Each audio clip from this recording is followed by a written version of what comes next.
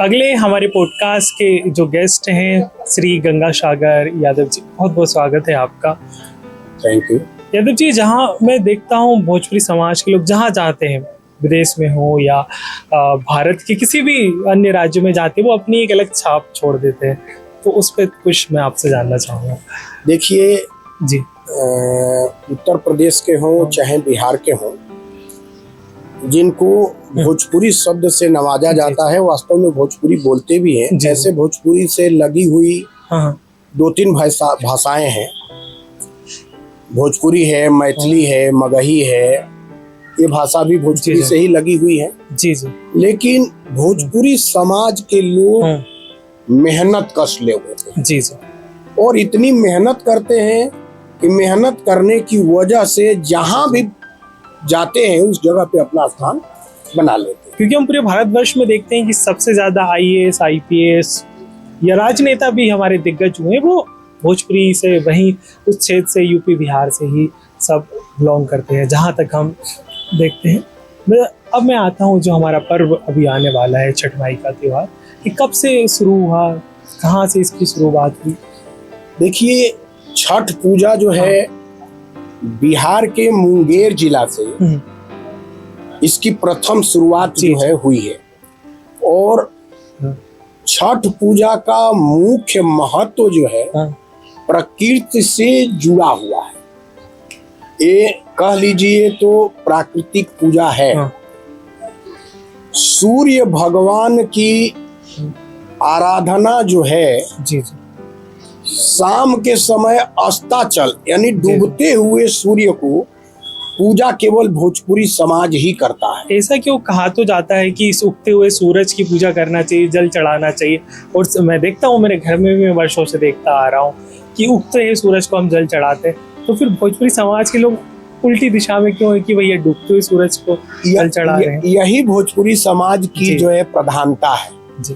भोजपुरी समाज अपने आराध्य देव को अस्त होते समय भी प्रणाम करते हैं जी। और उनको अर्घ दे करके, और इनके मन के अंदर, जब अभी थोड़ी देर पहले मेहनत की बात किया, भोजपुरी समाज के मन के अंदर इनको विश्वास जी, प्रगाढ़ विश्वास है कि कल सूर्य उदय होगा। जी जी। तो अस्ताचल सूर्य को भी अर्घ देते हैं और प्रणाम करते हैं, और सुबेरे उदय होने वाले सूर्य को भी हम प्रणाम करते हैं और अर्घ देते हैं। हम जैसे मैं आज के समय में मैं देखता हूँ, अगर छठी माई के ऊपर जो गीत गाए गए हैं, जो लोकगीत गाए, बहुत प्रचलित है, सब सुनते हैं।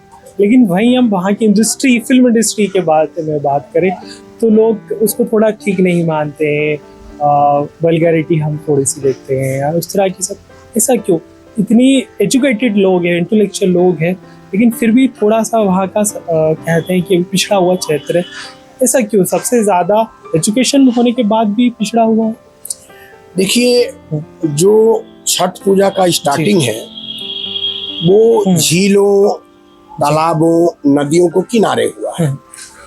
और नदी के आसपास के जो वातावरण है, थोड़ा सा गरीबी के तरफ भी हम देखें तो है, ऐसा नहीं आज भी है। जी जी। दूसरी चीज की सोच सबकी अलग अलग होती है। यदि पूजा की हम बात करें, ये पूजा हमारा आस्था का विषय है, इसीलिए छठ पूजा को लोक आस्था की विषय बोलते हैं। अब लोक आस्था के विषय में फिल्मी दुनिया वाले क्या सोचते हैं वो उनका जो है विचार है, उनका सोच है। लेकिन भारत ही नहीं, पूरी विश्व में छठ की महत्ता इतनी बढ़ गई है कि फिल्मी दुनिया वाला उसको अवलोकन करना चाहिए कि छठ इतना महान पर्व नहीं होता तो विश्व में क्यों फैलता। सही बात। ऐसी कोई पूजा नहीं है जो विश्व में फैली हो, लेकिन छठ पूजा जो है विश्व में फैली हो। और भारत सरकार को विशेष करके इसके लिए अभी कई हजार ट्रेनों को अलग अलग क्षेत्रों से संचालन करना पड़ रहा है। ये इतना महान पर्व है, तो फिल्मी दुनिया वालों को इस पे सोचना जरूर चाहिए।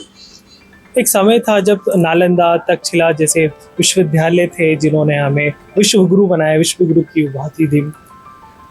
अगर आज भी वैसे विश्वविद्यालय होते तो क्या आज का बिहार अलग होता? बिल्कुल और छवि होती है आज के बिहार? बिल्कुल बिल्कुल सत्य बात है।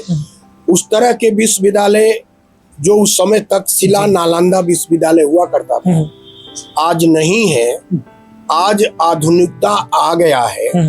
आधुनिकता में पुरातन में बहुत बड़ा अंतर है। पहले की जो वैज्ञानिक सोच थी, उस वैज्ञानिक सोच के आज विश्वविद्यालय कहीं भी नहीं। उस समय के वैज्ञानिक सोच को यदि देखा जाए तो हम पुनः अपने छठ पूजा पे उसको जोड़ते हैं। एक कहावत है कि जी इस छठ पूजा के पहले शरीर में कुष्ठ रोग बिहार में शुरुआत हुआ। जी किसी हमारे महात्मा ने उस कुष्ठ रोग का निवारण षष्ठी के दिन जी जी गंगा में स्नान करके और कमर भर सीने भर पानी में खड़ा होकर के और अंजलि से ऐसे अर्घ सूर्य को देने की बात कही, और उससे जो सूर्य की किरणें की जो क्षितिज सामने आया, उससे क्षय रोग समाप्त हो गया। उस दिन से भी यह छठ पूजा का महत्व और बढ़ गया, क्योंकि शुरुआत जो है षष्ठी के दिन हुआ था। तो पुराने जो आपने विश्वविद्यालय की बात कही, उनमें इतनी बड़ी वैज्ञानिक सोच हुआ करती थी। इस तरह की बात आज नहीं है। आधुनिकता बहुत कुछ आगे लेके जा रहा है, लेकिन जितना आज सोचा जा रहा है उससे कई गुना ज्यादा पहले के ऋषि मुनि सोच लिया करते। जी जी आज के हमारा जो यूथ है, युवा है, हम उसे देख रहे हैं कि ग्लैमरिस्टिक हो रहा है, बहुत ज्यादा ग्लैमर की दुनिया में, आधुनिकता में उलझा हुआ। क्या वो भी छठ के त्योहार वैसे ही बनाते हैं जैसे आप बनाया करते थे? क्या उनके अंदर भी छठ माई के प्रति वही भाव जो आपके अंदर थे?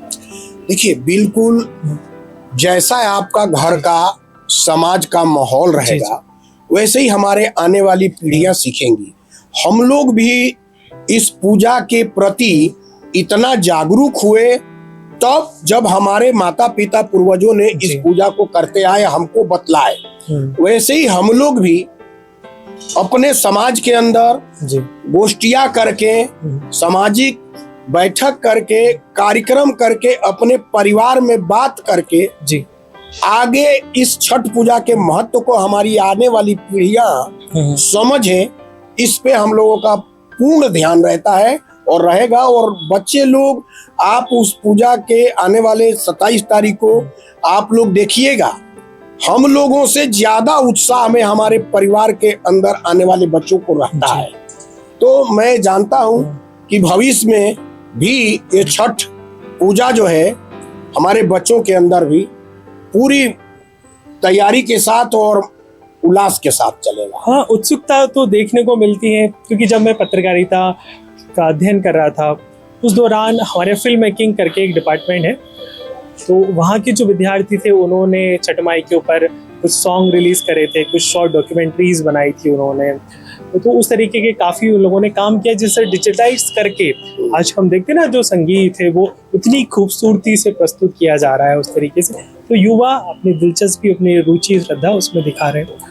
तो बहुत अच्छा लगा आपसे चर्चा करके। बहुत बहुत धन्यवाद गंगा सागर जी आपका। इसी तरह आप समाज में अपना योगदान देते रहे, युवाओं को मार्गदर्शन करते रहे। बहुत बहुत धन्यवाद। एक और जानकारी आपको दे दूं, छठ पूजा आपको ऐसे समय पर होता है कि नए नए प्राकृतिक अनाज, फलों की इस समय भी आवक रहता है। दो समय होता है सबसे ज्यादा अनाज और फल आने का, एक गर्मी में, एक इस समय। नवरात्रि के पूजा के समय भी अनाज नए आ जाते हैं, उसी तरह इस समय भी आपके यहाँ धान, कोदो, सावा, साठी, ये तमाम फल आ जाते हैं। नारियल, संतरा, अमरूद, सेब, तमाम फल आ जाते हैं। और यह प्रकृति की पूजा उस दिन छठ की छठा देखने को बनता है कि कितनी तरह की फलों के साथ डलिया सजा के हमारी माताएं और बहनें आती हैं,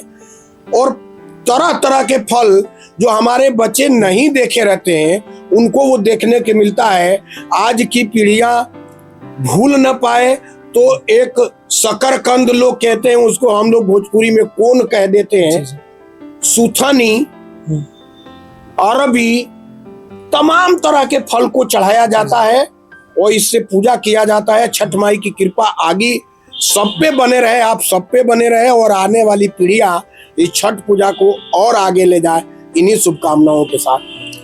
जी, बहुत बहुत धन्यवाद आपका गंगा सागर जी हमसे बात करने के लिए। बहुत अच्छा लगा, बहुत विस्तार से हमने छठ माई के ऊपर, भोजपुरी समाज के ऊपर आपसे जाना, युवा किस तरीके से जुड़ रहे हैं उस विषय में जाना। बहुत बहुत धन्यवाद।